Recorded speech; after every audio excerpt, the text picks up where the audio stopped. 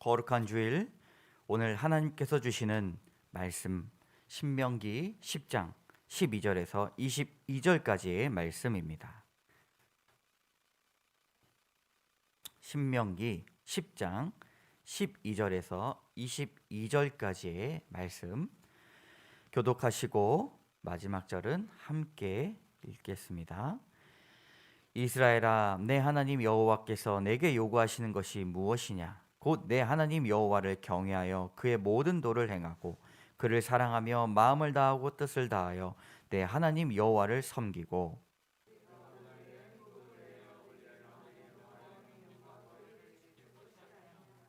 하늘과 모든 하늘의 하늘과 땅과 그 위의 만물은 본래 내 하나님 여호와께 속한 것이로되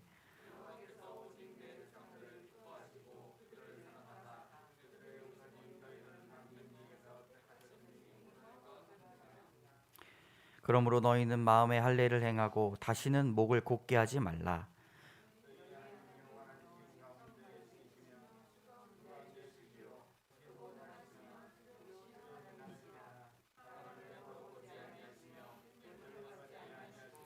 고아와 과부를 위하여 정의를 행하시며 나그네를 사랑하여 그에게 떡과 옷을 주시나니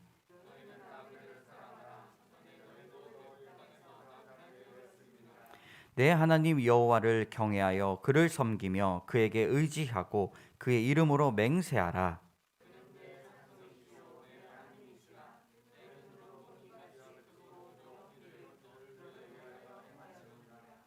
함께 읽겠습니다. 애굽에 내려간 내 조상들이 겨우 70인이었으나 이제는 내 하나님 여호와께서 너를 하늘의 별과 같이 많게 하셨느니라.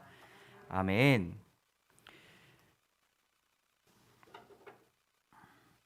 함께 따라하겠습니다. 내게 요구하시는 것이 무엇이냐? 현대인들은 많은 요구에 둘러싸여져서 살아가게 됩니다. 필요에 따라 달라고 말합니다. 그리고 요청합니다. 책임감이 큰 사람에게는 더욱더 큰 요청 사항이 있습니다. 여러분들은 어떤 요청 사항을 받고 살아가십니까? 이런 요구 사항은 이런 뜻이 있습니다. 어떤 문제를 해결하거나 특정의 목적을 위하여 사용자가 필요로 하는 조건이나 능력을 바로 요구 사항이라고 합니다. 많은 사람들이 이런 요구 사항이 있습니다. 지도자는 공동체의 안위를 생각하여 생명을 걸고 보호와 발전을 이끌어내는 사람. 의사는 생명을 살리기 위해 기본적인 의술과 인격, 성품을 겸비한 사람. 교사는 학생을 가르치기 위한 실력과 꿈을 심어주기 위해 비전을 갖춘 사람. 수상구조대원은 구조 수영 실력과 더불어서 항상 물에 가까이 있는 사람입니다. 부모는 아이를 사랑하고 돌보고 아프면 병원에 데려가고 헌신적으로 사랑해 주는 사람이 부모가 될 수 있는 것입니다. 이런 사용자가 필요로 하는 조건이나 능력이 없으면 우리는 책임감 있게 삶을 살아갈 수가 없고, 요즘 뉴스에 보면 이런 조건이나 능력을 전혀 갖추지 못한 사람들이 부모가 되고 교사가 되고 의사가 되고 지도자가 되는 일들이 너무나 많이 일어나고 있습니다. 남편에 대한 아내의 요구 사항도 있습니다. 아내의 명령에 무조건 복종하는 충성심 강한 돌쇠, 일하고 돈 벌 때는 개미처럼 부지런한 마당새, 아내의 단점이나 잘못을 절대 말하지 않는 철통 같은 자물쇠가 되어야 하죠. 아내의 마음이 닫혀 있을 때는 언제나 활짝 열어주는 만능 열쇠가 되어야 되고, 모진 풍파에도 끄떡없이 가정을 지키는 무쇠도리가 돼야 됩니다. 아내가 아무리 화를 내고 짜증을 부려도 그저 둥글둥글한 굴렁쇠, 아내와 대화할 때는 부드럽고 감미로운 수에게 고로쇠, 친구들과 밖에서 어울릴 때는 돈 한 푼 안 쓰는 짠돌이 구두쇠가 되어야 합니다. 많은 요구사항들이 있지만 이것이 많은 것이 아니라 우리에게 있어서 큰 책임감을 주는 것이다 라고 말할 수 있습니다. 우리 청년들은 이런 남편과 결혼하시길 바랍니다. 12절 말씀 같이 읽겠습니다. 이스라엘아, 내 하나님 여호와께서 내게 요구하시는 것이 무엇이냐? 하나님께서는 우리에게 요구하시는 것이 있습니다. 하나님의 요구는 이스라엘 백성을 위한 것이었습니다. 하나님은 이스라엘 백성들이 하나님의 백성이 되시기를 원했기 때문입니다. 하나님 나라의 백성으로서 걸맞는 생활이 필요했고, 생각과 사고가 필요했고, 공동체 생활이 필요했습니다. 그들은 더불어서 사는 것도 배워야 했습니다. 이스라엘 백성들에게 약속한 땅에 들어가려면 이러한 요구, 이러한 마땅한 다짐이 필요했습니다. 믿음의 사람들은 이러한 하나님의 요구에 화답한 사람들입니다. 이런 사람들이 성경에 많이 나오는데 3명을 보도록 하겠습니다. 여호수아, 우리 노란 줄만 같이 읽겠습니다. 시작. 오직 나와 내 집은 여호와를 섬기겠노라 라는 다짐이 있었습니다. 자, 사무엘, 자, 노란 줄만 시작. 나는 너희를 위하여 기도하기를 쉬는 죄를 여호와 앞에 결단코 범하지 아니하고, 사무엘은 공동체를 위해서 기도하기를 쉬는 죄를 범하지 않겠다 결단하였습니다. 마지막 바울입니다. 내가 달려갈 길과 주 예수께 받은 사명 곧 하나님의 은혜의 복음을 증언하는 일을 마치려 하면은 나의 생명조차 조금도 귀한 것으로 여기지 아니하노라. 아멘. 하나님의 요구사항에 응답하고 결단하였던 많은 믿음의 선조들을 우리는 볼 수가 있습니다.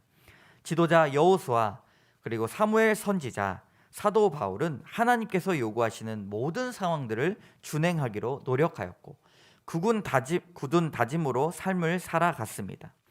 하나님의 요구를 받아들이는 사람에게 2가지 유익이 있습니다. 첫 번째는 현재 상태의 믿음을 점검합니다. 두 번째로는 미래의 상태나 조건을 약속하는 것입니다. 우리의 하나님의 요구사항을 뒤돌아보면 우리에게 있어서는 큰 유익이 있다는 것을 알 수가 있습니다. 오늘 말씀을 상고할 때 우리의 믿음의 현 상태를 다시 한번 뒤돌아보고 하나님께서 우리에게 요구하시는 신앙이 무엇인지를 깊이 생각하고 굳은 다짐으로 나아가 주를 기쁘시게 하는 성도가 되시기를 주님의 이름으로 축원합니다. 우리 첫 번째 따라해 보겠습니다. 정도로 걸어가야 합니다. 신앙인은 정도를 걸어가야 합니다. 올바른 길로 가야 한다는 말씀입니다. 하나님의 말씀에 빗대어 좌나 우로 치우치지 않는 삶을 말합니다. 정도는 이런 뜻입니다. 올바른 길, 정당한 도리, 그리고 바른 기능입니다. 그래서 정도를 걷다, 정도를 벗어나다라는 말이 있습니다. 정도를 걷지 않는 사람들을 보면 저 사람 정도에서 벗어났다 말합니다. 정도에서 벗어났다는 말은 그가 바른 기능을 하지 못하고 변질됐다는 고 말합니다. 교회가 여러분 정도를 걷고 있는 것 같습니까? 바른 기능, 정당한 도리를 가지고 우리는 교회를 운영해 나가야 합니다. 그에 걸맞는 기능을 하지 못하면 더 이상 가치가 없고 올바른 길로 가려고 우리는 무단히 노력해야 합니다. 수많은 교회가 있지만 항상 하나님 앞에 정도를 가겠다고 신앙의 다짐을 하는 교회가 필요합니다. 오늘 성경도 이와 같이 기록합니다. 12절부터 14절까지 보면 하나님의 요구를 5가지의 동사로 말하고 있습니다. 노란 줄, 이스라엘아, 내 하나님 여호와께서 내게 요구하시는 것이 무엇이냐? 곧 내 하나님 여호와를 경외하며 그의 모든 도를 행하고 그를 사랑하며 마음을 다하고 뜻을 다하고 내 하나님 여호와를 섬기고, 마지막에 내가 오늘 내 행복을 위하여 내게 명하는 여호와의 명령과 규례를 지킬 것이 아니냐. 이 지키다라는 동사입니다. 잠시 띄워주시면 경외하다라는 말은 두려워하다, 행한다라는 말은 걷다, 사랑한다라는 말은 하나님을 사랑하고, 그리고 섬긴다라는 말은 예배의 삶을 살아야 된다. 지킨다라는 말은 말씀을 지켜야 된다고 하나님은 요구하십니다. 하나님을 두려워하고 그리고 사랑하고 섬기며 예배자의 삶을 살아야 된다고 말씀하고 있습니다. 여러분, 말씀을 지키는 일이 쉽지 않죠. 그러나 하나님의 요구사항 가운데 우리는 귀한 다짐이 필요합니다. 사람들은 정도를 가는 길이 험하고 힘든 길이라고 생각하는 경향이 있습니다. 요구사항이 많고 따르고 지켜야 할 일들이 까다롭게 많다고 생각합니다. 그런데 돌아보면 사람들은 자신들을 위한 일이라면 시간이 가는 줄도 모르고 땀을 뻘뻘 흘리면서 일합니다. 밥을 먹지도 않고 일합니다. 아무리 복잡하고 까다로워도 다 자신을 위한 일이라면 다 해내고 맙니다. 하나님과 동행하려면 우리는 정도를 걸어가야 합니다. 하나님은 정의로운 길로만 다니시기 때문에 그 길로 가야만 하나님과 동행할 수가 있습니다. 잠언 8장 20절 말씀 같이 읽겠습니다. 나는 정의로운 길로 행하며 공의로운 길 가운데로 다니나니. 아멘.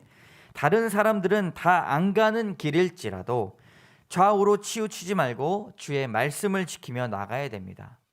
하나님께서 그 길로만 다니시기 때문입니다. 성경은 하나님의 그런 요구사항은 우리의 행복 때문이라고 말하고 있습니다. 무엇 때문이라고요? 우리의 행복. 13절의 말씀 같이 읽겠습니다. 시작. 내가 오늘 내 행복을 위하여 내게 명하는 여호와의 명령과 규례를 지킬 것이 아니냐. 아멘. 행복이라는 단어가 성경에 11번 나옵니다. 그런데 행복을 위하여 라는 말은 이곳에만 나옵니다. 성경은 하나님의 명령과 규례를 지키면 그것이 행복을 위한 일이다 라고 말하고 있습니다. 하나님의 계명이 지기 힘든 무거운 짐이 아니라 오히려 이스라엘을 잘 되게 하기 위한 것임을 분명히 말씀하고 계십니다. 무거운 짐이라고 여기지 말고 우리는 인내해야 합니다. 지쳐서 힘들지만 내가 잘 되는 일이다 라고 생각하면서 우리는 참아야 합니다. 내가 잘 되는 일이다 그렇게 생각하시기 바랍니다.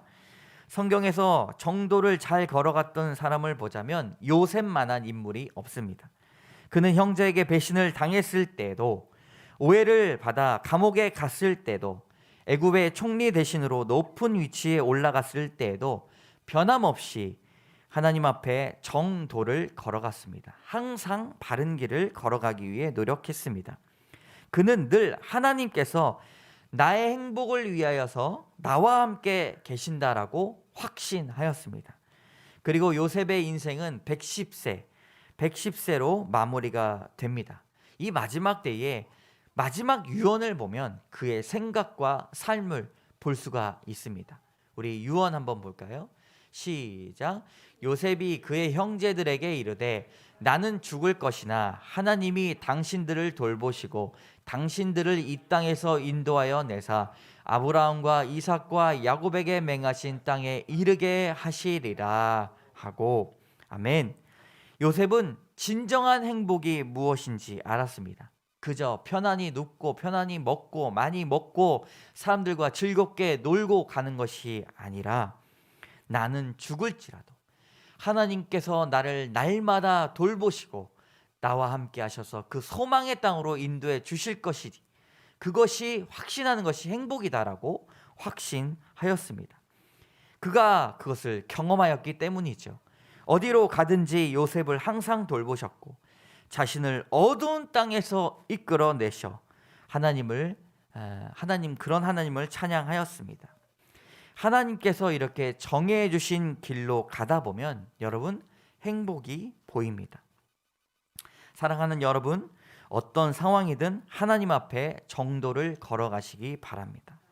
바르고 선한 마음으로 하나님을 경외하고 어떤 상황이든지 좌우로 치우치지 않고 나와 내 집은 여호와를 섬기겠노라 고백하며 진정한 행복으로 나아가는 성도 여러분 되시기를 주님의 이름으로 축복합니다. 아멘. 우리 두 번째 따라해 보겠습니다. 목을 곧게 해서는 안 됩니다. 우리가 오늘 10장을 읽었는데 그 앞장 9장에 보면 그것을 설명하고 있습니다. 노란 줄만 제가 읽겠습니다. 내가 애굽에서 인도하여 낸 내 백성이 스스로 부패하여 내가 그들에게 명령한 도를 속히 떠나 자기를 위하여 우상을 부어 만들었느니라. 내가 이 백성을 보았노라. 보라, 이는 목이 곧은 백성이니라. 아멘. 하나님은 이스라엘 백성들을 목이 곧았다라고 말씀하고 있습니다. 여러분, 목이 곧다라는 표현이 무슨 표현이죠? 교만하다는 말씀입니다. 우상을 섬겼다라는 말씀입니다. 하나님은 사람을 무너뜨리는 것이 교만이라고 말씀하십니다. 교만한 자는 스스로 부패하여 명령한 도를 속히 떠납니다.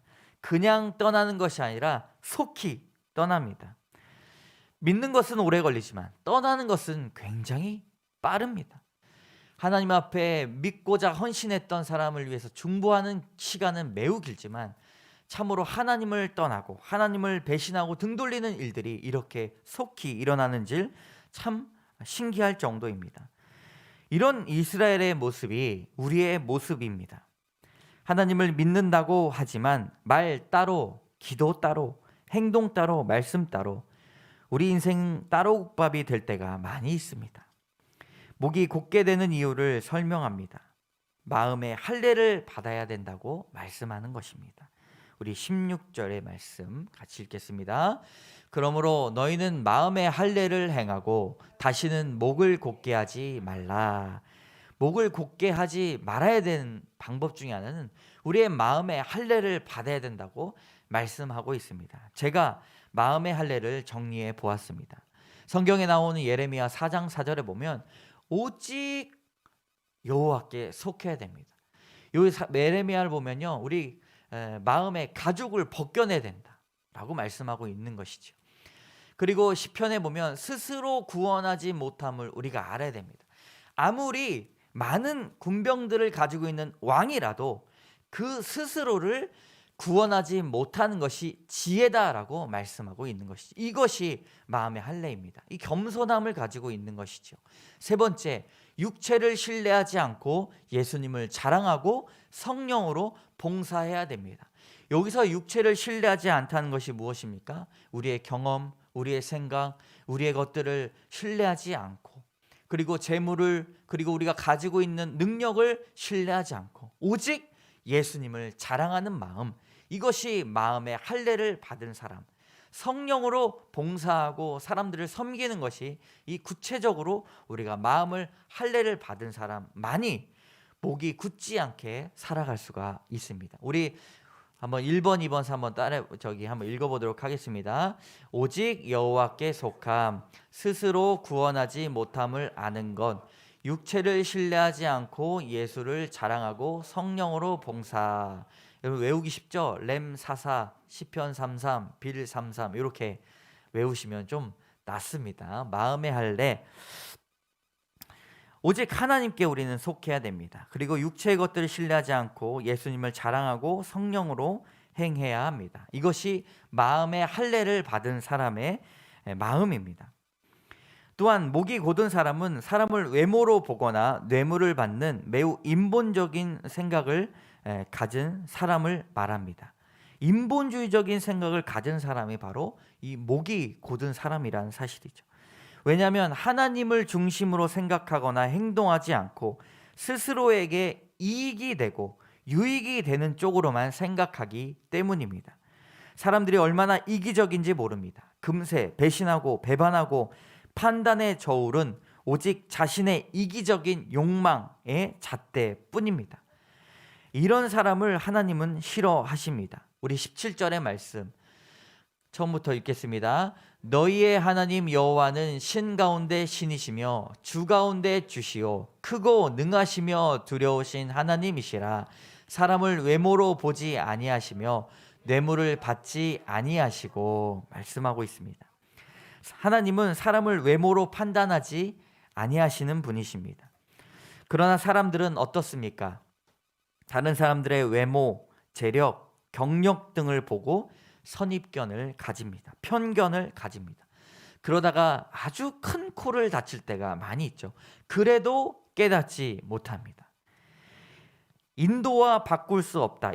우리 대한민국, 중국, 인도할 때 그 인도 있지 않습니까? 인도와도 바꿀 수 없다던 영국의 위대한 작가 윌리엄 셰익스피어의 5대 희극인 베니스의 상인에 나오는 이야기를 잠시 들려드리도록 하겠습니다. 막대한 유산의 상속녀 포셔라는 사람이 있습니다. 이 포셔는 결혼할 때가 됐는데 그녀의 아버지의 유언대로 금상자, 은상자, 이 납상자에 된 상자에 자신의 초상화를 넣었습니다.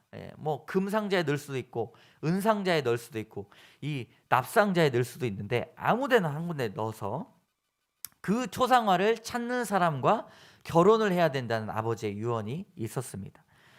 근데 포셔의 이 막대한 유산을 받았기 때문에 굉장히 인기가 많았습니다. 포셔에게 청혼을 하러 온 한 영주가 당연히 어떤 상자를 열었겠습니까? 금상자를 열었어요. 뭐 이 후반에 보면 납상자를 열어서 결혼을 하게 되는데 오늘 이야기는 이 금상자를 선택한 영주, 그 사람도 돈이 많고 권력을 가지고 있었습니다. 그 상자를 선택하였습니다. 뚜껑을 열었는데 거기에 무엇이 있었습니까? 해골바가지가 있었어요. 해골바가지. 해골바가지의 이 두 눈에 텅 빈 그 눈 구멍에 끼어있던 두루마리가 하나 꽂혀 있었습니다. 그 내용을 탁 보고 쫙 펴서 읽는데 바로 이것이었습니다. 우리 같이 읽겠습니다.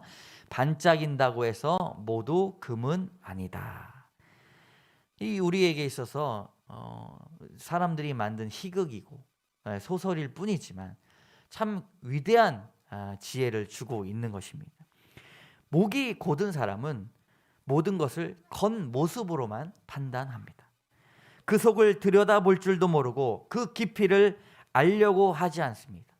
여러분, 다른 사람들이 여러분들의 겉모습만 판단해서 판단한다면 그 사람 때문에 속상해하지 마시기 바랍니다. 그저 인정하시기 바랍니다. 겉모습을 보고 판단하는 것이 사람이구나.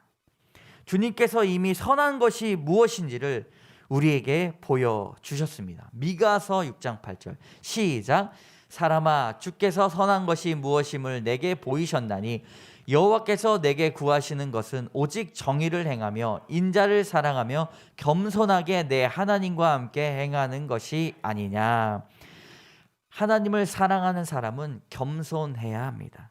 사랑하는 여러분, 우리가 스스로 구원할 수도 없고 혼자서는 아무것도 할 수 없는 존재임을 깨닫고 목이 뻣뻣한 채로 나가기보다 늘 주님을 사랑하고 겸손하게 성령으로 행하는 믿음직스러운 주님의 백성 되시기를 주님의 이름으로 소원합니다. 아멘. 우리 세 번째 따라하겠습니다. 받은 복을 세어 봅시다. 네, 시 한 편을 같이 읽어보도록 하겠습니다. 제가 읽겠습니다. 성선설 한민복. 손가락이 10개인 것은 어머니 뱃속에서 몇 달 은혜 입나 기억하려고 태아의 노력 때문인지는 모릅니다. 기억하려는 태아의 노력 때문인지도 모릅니다. 여러분, 짧은 시지만 굉장히 깊은 의미가 있는 시 아닙니까?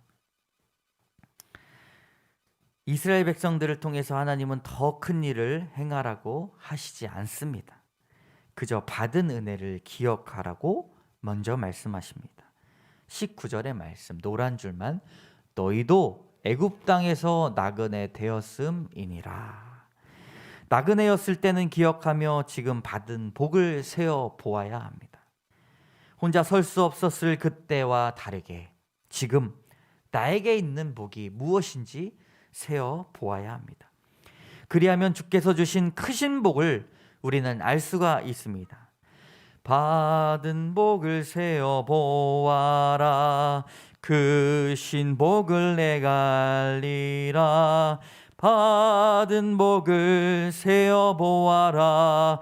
주의 크신 복을 내가 알리라. 아멘. 하나님이 이미 주신 복으로 우린 살아가고 있습니다. 사람들은 불만족하지만 생명의 복, 만남의 복, 감사의 복, 은혜의 복을 이미 우리는 누리고 있습니다. 받은 복을 댁에 가셔서 세워보시기 바랍니다. 이 성선설이라는 시인의 상상력으로 뱃속의 아이들조차도 스스로 감사할 수 있다는 이런 상상력이 정말 대단하고, 받은 복을 세어본 사람들은 주변을 바라보아야 된다고 말씀하고 있는 것이지요. 남에게 주고 나그네를 사랑하라고 말씀하고 있습니다. 그저 하나님 내한테 이게 복을 주셨으니까 이걸로 끝났습니다로 끝나면 하나님께서 진정으로 원하는 것이 아닙니다. 가난하고 약해서 구박받기 쉬운 고아와 과부와 나그네들에게 특별한 관심이 여러분 필요합니다. 압제하거나 학대하지 말고 사랑하라고 말씀하고 있습니다. 그것이 받은 복을 세어본 사람만이 할 수 있는 일이기 때문입니다. 그리스도인의 이웃에 대한 도리가 있습니다. 이것이 바로 황금률이라고 합니다. 그리스도인이 이웃에게 해야 할 도리, 기본적인 윤리의 원칙입니다. 너희는 남에게서 바라는 대로 남에게 해주어라. 이걸 좀 고치면 하나님께 받은 대로, 복 받은 대로 남에게 복을 나누어 주어라. 그리스도인은 남에게 바라는 대로 남에게 해주는 사람입니다. 그리스도인은 받은 복을 생각하며 복을 베푸는 사람입니다. 그리스도인은 받을 복을 생각하며 복을 나누어 주는 사람입니다. 여러분 아멘이십니까? 추수할 때 이삭과 열매를 남겨두는 것, 제3년에 11조를 드리는 해에 소산을 주어 먹게 하는 것 등도 이 나그네를 위하여서 행하라고 하신 하나님의 명령입니다. 여러분 우리가 그런 성도가 되어야 합니다. 우리가 그런 교회가 돼야 됩니다. 우리가 받은 은혜대로 이웃을 위해 사랑하고 나그네를 섬기는 마음에 있습니다. 그러면 우리에게 주시는 약속이 있습니다. 오늘 마지막 절입니다. 마지막 절 같이 읽겠습니다. 시작. 애굽에 내려간 내 조상들이 겨우 70인이었으나 이제는 내 하나님 여호와께서 너를 하늘의 별같이 많게 하셨느니라. 아멘. 여러분 하늘의 별이 얼마나 많은지 아시죠? 우리의 상상할 수 없는 그런 생각과 사고를 뛰어넘어 하나님께서 주고자 하시는 복들이 이렇게나 많이 있습니다. 이와 관련된 말씀 누가복음 6장 38절의 말씀입니다. 함께 읽겠습니다. 주라 그리하면 너희에게 줄 것이니 곧 후히 되어 누르고 흔들어 넘치도록 하여 너희에게 안겨주리라. 너희가 헤아리는 그 헤아림으로 너희도 헤아림을 도로 받을 것이니라. 아멘.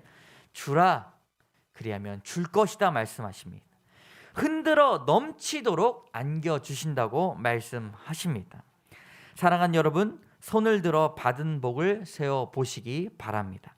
넘치는 복으로 채워주시는 하나님께 늘 감사하고 흔들어 넘치는 은혜를 주실 하나님을 기대하시기 바랍니다. 주께서 주신 그 요구사항들을 책임감 있게 완수해 나가시는 여러분 되시기를 주님의 이름으로 축원합니다. 우리 한번 따라해 보겠습니다. 내게 요구하시는 것이 무엇이냐? 정도로 걸어가야 합니다. 목을 곧게 해서는 안 됩니다. 받은 복을 세어 봅시다.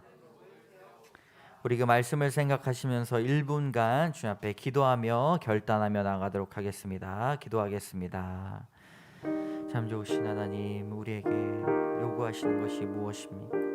말씀을 통하여서 하나님 요구사항들이 우리에게 짐으로 느껴지지 않게 하여 주시고 하나님 어디로 가든지 정도로 걸어갈 수 있도록 인도하여 주시옵소서.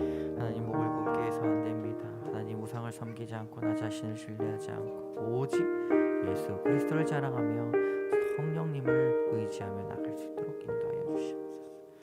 하나님 받은 복을 세워보기 원합니다. 주님께서 우리에게 주신 복이 무엇인지 하나님 어린아이들부터 노년에 이르기까지 하나님 인도해 주신 그 복을 세워볼 수 있도록 인도하여 주시고 하나님 불평하고 불만하는 것이 아니라 주 앞에 나갈 수 있도록 인도하여 주시고 감사한 마음 갖게 하여 주시옵소서. 예수님 이름으로 감사드리며 기도드립니다. 아멘. 기도하겠습니다. 참 좋으신 하나님, 우리에게 요구하시는 것이 있습니다. 하나님 그것이 짐이 되지 않게 하여 주시고 하나님 그리스도인으로 마땅히 받을 책임과 주님 성실함으로 받아 누릴 수 있도록 인도하여 주시옵소서. 하나님 날마다 바른 길로 가기 원합니다. 바른 기능을 갖기 원합니다. 주님 좋은 성품 갖기 원합니다. 좌우로 치우치지 않고 온전히 주님만 바라보고 나갈 수 있는 성도와 교회 되게 하여 주시옵소서. 하나님 우리가 무언가를 이루었다고 해서 교만하고 어깨 뽕이 들어가는 것이 아니라 하나님 날마다 주님 앞에 겸손함으로 주께서 주신 것이 무엇인지 어떤 복을 주셨든지 세어보며 나갈 수 있도록 인도하여 주시옵소서. 우리가 갖고 누리는 걸로 끝나는 것이 아니라 남에게 주님